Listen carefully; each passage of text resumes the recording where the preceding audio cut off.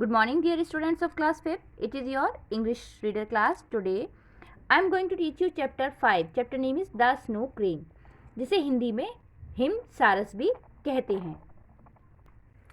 Now let's start the chapter. Once upon a time, hundreds of years back, there lived an old man and his wife. कई वर्षों पहले एक बूढ़ा आदमी और उसकी वाइफ मीन्स पत्नी रहते थे. They used to gather firewoods in the forest and sell it in the town nearby to earn their living. वे जंगल से जो फायरवुड्स होती हैं जलाने वाली लकड़ियाँ उनको इकट्ठा करते थे और इसे शहर में बेचते थे और अपनी जीवन यापन करते थे. One day when the snow was falling softly, the old man set off for the town to sell firewoods. एक दिन जब बर्फ धीरे धीरे गिर रही थी तो जो बूढ़ा था वो अपनी फायरवुड्स को लेकर शहर में बेचने के लिए गया. All around him lay a silvery world of mountain and forest. और जो उसके चारों ओर पहाड़ों और जंगल था वो एक चमकदार दुनिया लग रही थी. Suddenly he heard strange sound from across the field. तो सडनली अचानक ही उसने एक बहुत ही ज़ोर से एक अजीब सी आवाज़ को उसे सुनाई दी. He hurried to take a look. उसने जल्दी से देखा. How astonished he was to see a beautiful snow crane. It had a red beak and white glossy wings. It was caught in a hunter's trap. उसने देखा कि एक सुंदर बर्फ की जो क्रेन थी मीन्स हिम सारस, उसे देखकर वो बहुत ही चकित हो गया. उसकी जो है चोंच वो लाल थी और उसके सफ़ेद चमकदार पंख थे. क्विकली और उसे it was caught in A hunters trap. और जो कि एक हंटर जो शिकारी था उसकी ट्रैप में उसके जाल में फंस गई थी. Quickly the kind hearted man set the trap to bird free. जो शीघ्र ही जो काइंड हार्टेड दयालु जो आदमी था जो बूढ़ा था उसने उस बर्ड को उस ट्रैप से उस जाल से फ्री कर दिया मीन्स मुक्त कर दिया. He stroke its soft and quivering wings affectionately and let it fly away. उसने उसके जो कोमल पंख थे जो तरकश उसके जो तरकश जो पंख थे उसको बहुत ही प्यार से सहलाया और उसको उड़ जाने दिया. काऊ काऊ sang the snow crane happily as it circled over the man a few times and flew away. काऊ काऊ जो हिमक्रेन थी हिमसारस उसने खुशी से गाया और वे उस जो आदमी था उसके चारों ओर एक बार घूमा और दूर के लिए उड़ गया पहाड़ों पर. Then the old man set off to the town to sell firewoods. और जो वो बूढ़ा आदमी था वो पहाड़ों की ओर शहर की ओर रवाना हो गया अपनी जो लकड़ियां थी उनको बेचने के लिए. Now firewood for sale. He hogged because there was few of nibbling people seen on the snowy streets. He could not sell even half his bundle. He returned home disappointed. वह अपनी जो आवाज़ थी उसमें कहने लगा कि बिक्री के लिए जलाऊ लकड़ी ले लीजिए, बिक्री के लिए जलाऊ लकड़ी ले लो. वह जो आदमी था उस दिन उसका आधा बंडल भी नहीं बिका और वह निराश होकर घर को लौट आया. Later that evening, as the old couple sat in their cottage drinking green tea, they heard the howling of the wind. Soon a fearful snowstorm began to blow. Suddenly they heard a feeble voice. उसी दिन शाम को उसी दिन बाद में वो जो कपल दोनों थे बूढ़ा आदमी और उसकी पत्नी अपने कॉटेज में अपनी झोपड़ी में बैठकर ग्रीन टी पीने लगे. तभी उन्होंने एक भयावह जो आवाज़ थी वो एक हवा का झोंका उसको सुना. जल्दी वह एक भयावह बर्फीला तूफान शुरू हो गया और उन्होंने एक बहुत ही भयंकर आवाज़ को सुना. Open the door please, I am dying of cold, it pleaded. दरवाज़ा खोलो कृपया, मैं ठंड से मर रहा हूँ, ये एक निवेदन था. The old women open the door and was surprise to see a beautiful young girl standing outside trembling in the cold.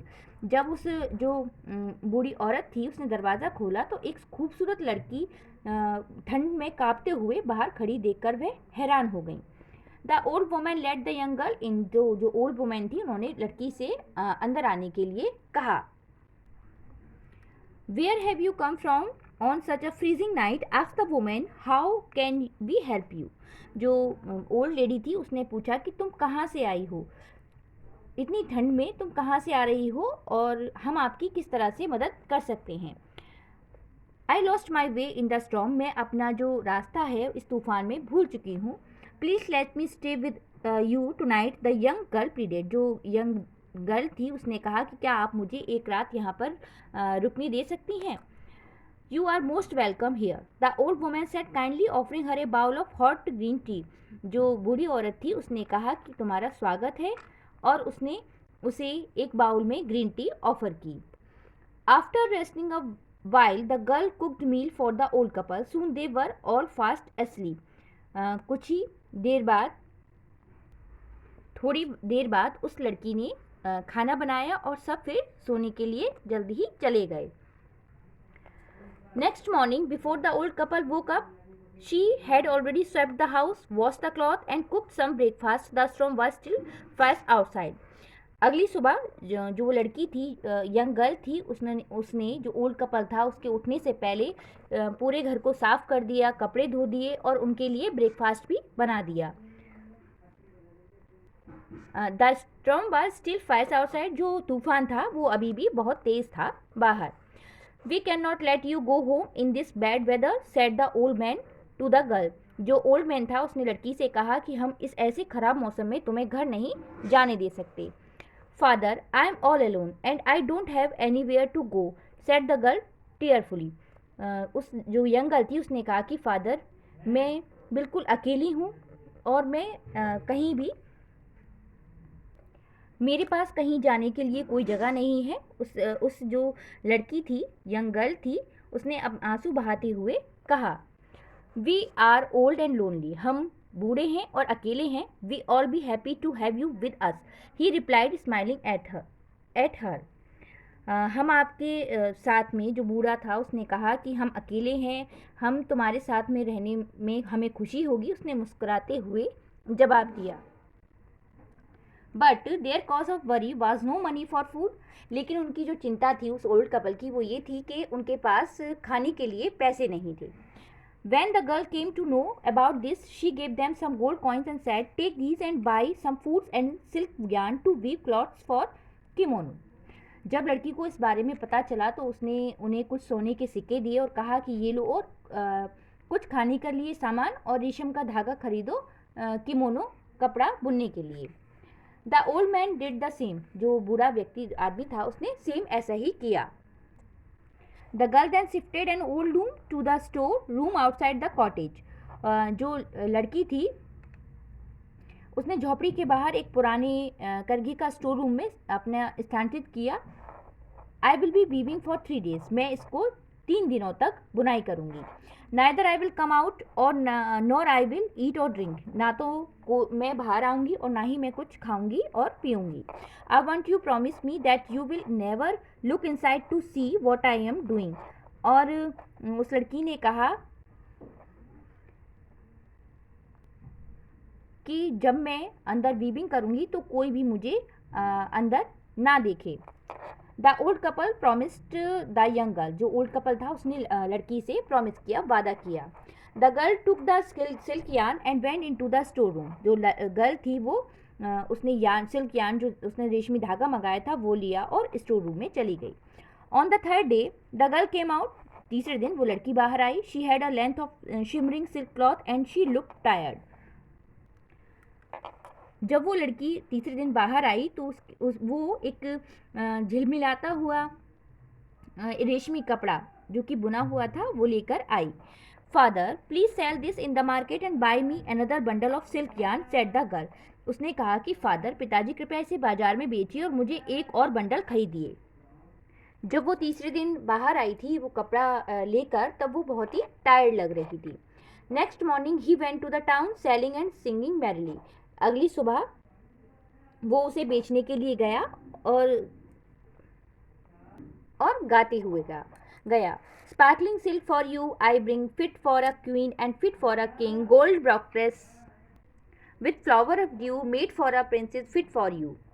और वो गाते हुए बोला तुम्हारे लिए रेशम चमकते हुए मैं एक रानी के लिए फिट होगा, एक राजा के लिए फिट होगा। ओस के फूलों के साथ सोने के ब्रोकस एक राजकुमारी के लिए बनाया गया था। Oh how gorgeous cried the peoples who saw it. जिन लोगों ने भी इसको देखा उन्होंने कहा कि ये कितना सुंदर है, कितना भव्य है। He got 2 bags of gold coin and silver for cloth. He bought cloth and food and also another bundle of silk yarn for the girl. उस दिन उसे उस कपड़े के लिए सोने और चांदी के 2 बैग प्राप्त हुए, जिससे कि उसने कपड़े और भोजन खरीदा और एक और बंडल भी लिया।